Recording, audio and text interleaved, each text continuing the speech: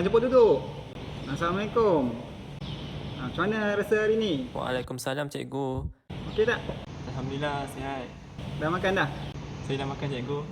Adakah anda berasa selesa untuk sesi kaunseling kita pada hari ni? Alhamdulillah setakat ni saya berasa dalam keadaan selesa sahaja. Sebelum tu saya kenalkan diri saya dululah. Saya Muhammad Takiruddin bin Madaim. Orang panggilkan saya sini Cikgu Din. Dia cikgu konselor kat sekolah ni. Sebelum kita start ni, awak cerita pasal diri awak dulu. Beritahu nama, tinggal kat mana, minat awak. Okey? Okay, perkenalkan, nama saya ialah Khairul Fahmi bin Ramli. Saya berumur 18 tahun dan saya merupakan pelajar lepasan SPM. So, saya berasal daripada Selangor dan saya mempunyai 5 orang adik-beradik dan saya merupakan anak kelima.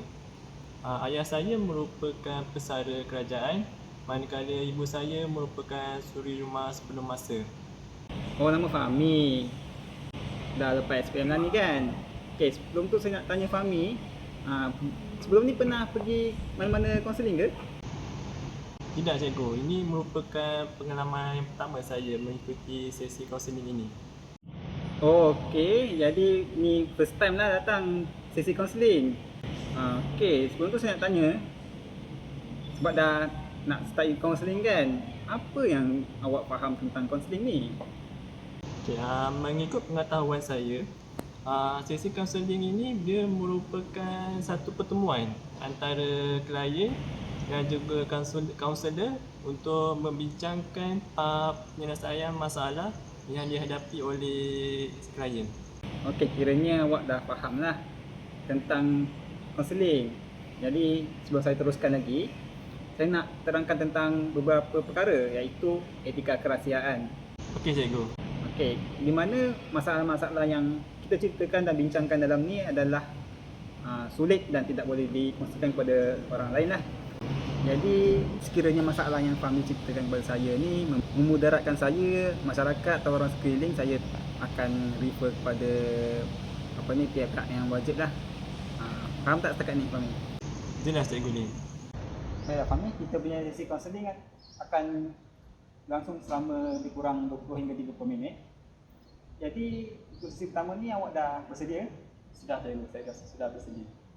Okey, sebelum tu kan, saya nak tanya dululah, apa sebenarnya masalah yang awak hadapi ni sehingga datang ke sesi kaunseling pada hari ni? Sebenarnya macam ni cikgu, saya mempunyai permasalahan dalam membuat pemilihan kerjaya. Selain itu, saya juga memiliki permasalahan dalam memilih bina program yang sesuai dengan saya punya potensi ataupun upaya saya lah. Okey, jadi sesi kali ini adalah kita nak bantu awak untuk buat pilihan kerjaya dalam sesuai kat diri awak. Lepas tu, sebelum kita start, saya nak tanya, awak ada impian cita-cita? Okey, sejujurnya saya mempunyai banyak cita cikgu. Kadang-kadang saya fikir saya nak jadi seorang doktor, saya nak jadi cikgu, saya nak jadi seorang pensyarah, saya nak jadi arkitek, macam-macam cita saya cikgu. So macam bila saya dah banyak cita-cita ni, saya tak tahu macam saya nak pilih cita-cita mana yang sesuai dengan saya. Bidang apa yang sesuai dengan saya. Okey, saya faham. Pilihan kerjaya ini bukannya sesuatu yang susah, tapi sebenarnya ia pun rumit juga. Tapi dia penting untuk masa depan awak. Okey, terdapat beberapa terapi yang sesuai untuk membantu memilih kerjaya awak. Yang pertama, kita akan lihat dari segi personality awak dari perspektif realistik, investigate, artistik, social, enterprising dengan konvensional. Okey, Saya faham. Okey, kita mulakan dengan mengenali lebih dalam dengan minat dan kondisi diri awak. Saya cadangkan kita buat ujian personality kerjaya untuk dapatkan gambaran yang lebih baik lah untuk kerjaya masa depan awak. Adakah awak setuju? Saya setuju. Mungkin dengan cara itu saya dapat melihat saya punya potensi lah, yang sesuai dengan pilihan kerjaya saya lah. Okey, baiklah. Okey, ini adalah borang untuk personality Kejaya. Okay, ada satu ni awak kena jawab soalan pilihan jawapan dengan jujur. Nanti kita tengok hasil dia. Okey, terima kasih cikgu. Saya akan cuba isi borang penilaian ini.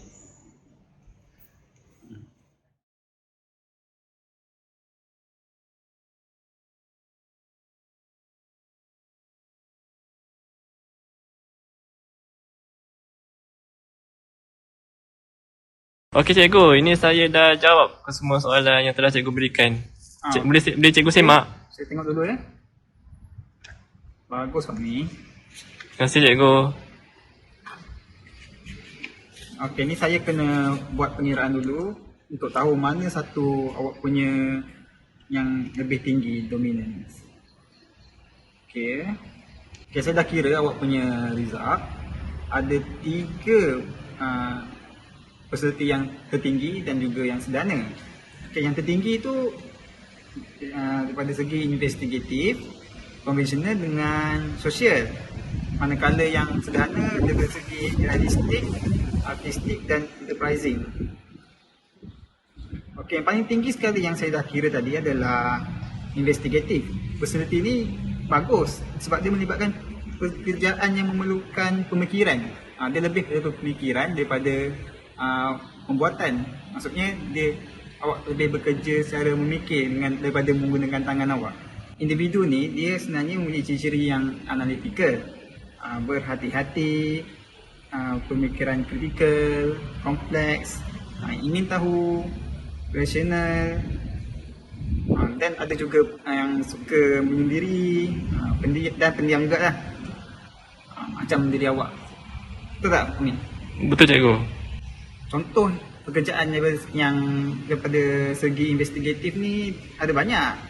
Contohnya adalah ahli kimia, doktor, pegawai buatan dan juga profesor. Kerjaya guru dan guru sains dan matematik juga menggunakan investigatif juga. Yang kedua adalah konvensional. Personality ini merangkumi persekitaran pekerjaan berstruktur yang melibatkan data, nombor dan kerja pekeranian. Melakukan kerja secara terperinci mengikut peraturan dan arahan. Orangnya sangatlah teliti, cermat, cekap, menurut perintah, praktikal dan berstruktur tinggi. Contoh pekerjaan yang sesuai adalah setiausaha, accountant, juruwang, kerani pegawai bank dan juraaudit. Okey, yang ketiga tertinggi adalah dari segi sosial. Personality ini memberi tumpuan terhadap persekitaran awak yang memerlukan interaksi, kerjasama, saling membantu, melatih dan membuat kebajikan dengan orang lain. Okey, sekarang tu faham Faham cikgu. Mereka meminati kerjaya seperti pendidik, ahli psikologi, pegawai kebajikan, konselor macam saya ni, ataupun pramugara lah.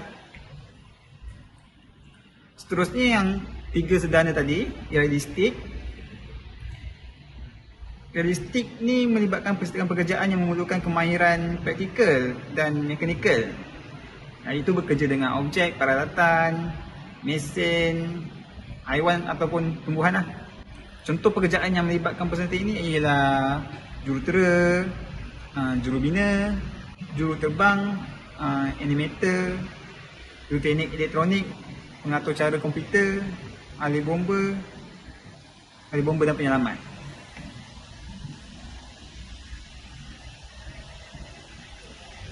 Personality sederhana berikutnya yang awak ada adalah dari segi artistik. Personality ini sebenarnya melibatkan persekitaran pekerjaan yang memerlukan daya intuisi yang tinggi, ekspresif, bebas, kreatif, inovatif dan artistik. Macam awak yang mempunyai personality ini, awak suka bekerja dalam situasi yang kurang berstruktur. Maksudnya awak kerja cara bebas lah. Awak tak suka mengikut panduan sangat. Tidak rutin dan tidak berulang. Ciri yang mengutamakan personaliti ini adalah orang yang imaginatif, yang ekspresif, idealistik, reflektif dan estetikal. Contoh pekerjaan ini adalah yang melibatkan pekerjaan arkitek, pengarang, pelukis, penulis seni, juru foto, PT fashion, ataupun wartawan hiburan. Yang ketiga sederhana yang awak ada adalah enterprising.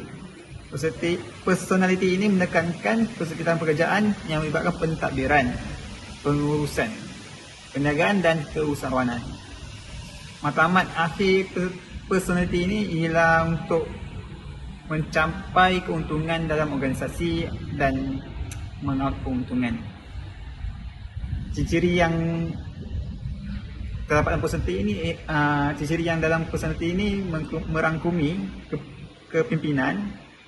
Dia sukakan pencapaian, suka mempengaruhi orang lain, dia ada kebolehan untuk memanipulasi, dia suka meneroka, yakin, mudah mesra, orang yang berwawasan, bercita-cita tinggi, bijak berkomunikasi, suka menunjukkan diri, sosial dan sebagainya.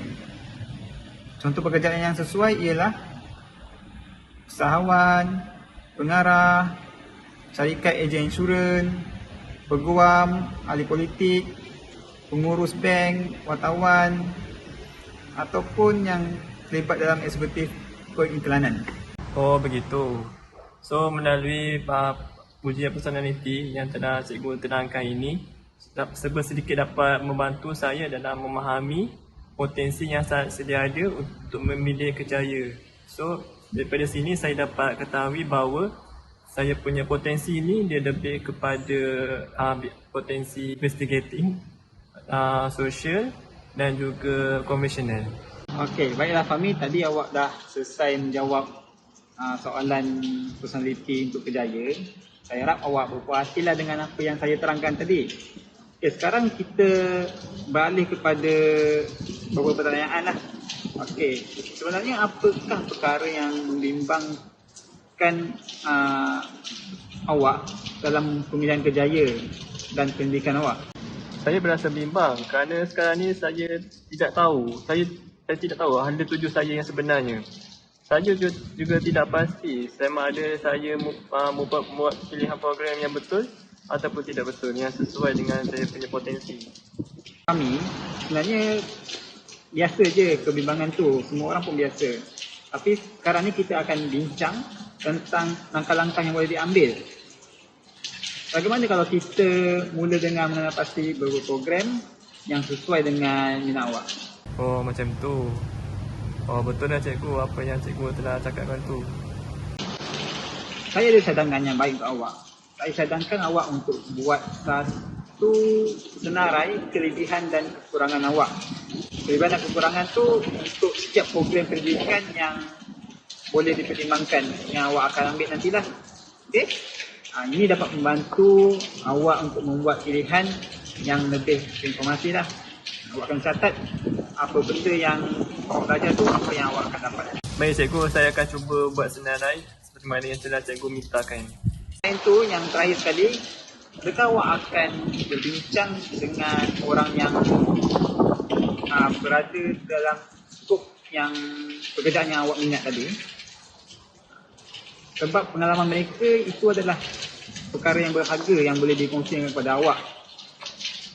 Jadi awak perlu ambil inisiatif untuk berjumpa ataupun mengenali orang-orang yang dalam skop kerjaya yang awak pilih tadi. Saya rasa itu juga baik untuk dicuba. Okay, sebelum kita akhiri sesi kita tadi, saya minta awak tulis sebuah refleksi dan juga apa pandangan awak dengan sesi konseling pada hari ini. Awak boleh tulis dekat sini lah. Okay? Terima kasih cikgu, saya akan cuba tulis saya punya refleksi.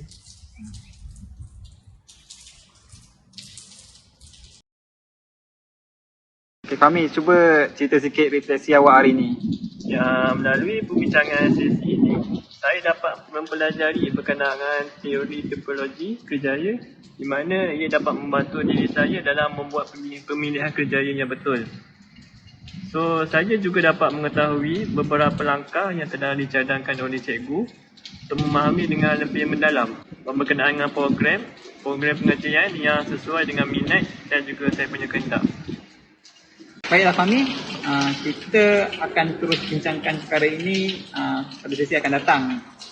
Nanti saya nak tengok apa yang tadi saya minta berkaitan dengan soalan yang saya tanya tadi dan perancangan awak lah. Ada tak perkara lain yang awak nak cakap atau beritahu sebelum kita akhirkan sesi kali ini? Tidak cikgu, saya rasa cukup untuk sampai sini saja. Terima kasih cikgu kerana banyak membantu saya membuat langkah yang pertama ini. Fahmi, saya dekat sini ada je dekat bilik kaunseling ni, okey? Kalau ada perkara yang awak ragu-ragu, datang dia jumpa saya dekat sini. Boleh cikgu. Terima kasih cikgu atas segala nasihat dan bimbingan yang telah cikgu berikan. Saya doakan awak jaya, okey? Selamat hari raya untuk awak juga. Semoga berjumpa lagi cikgu. Okey, insya-Allah.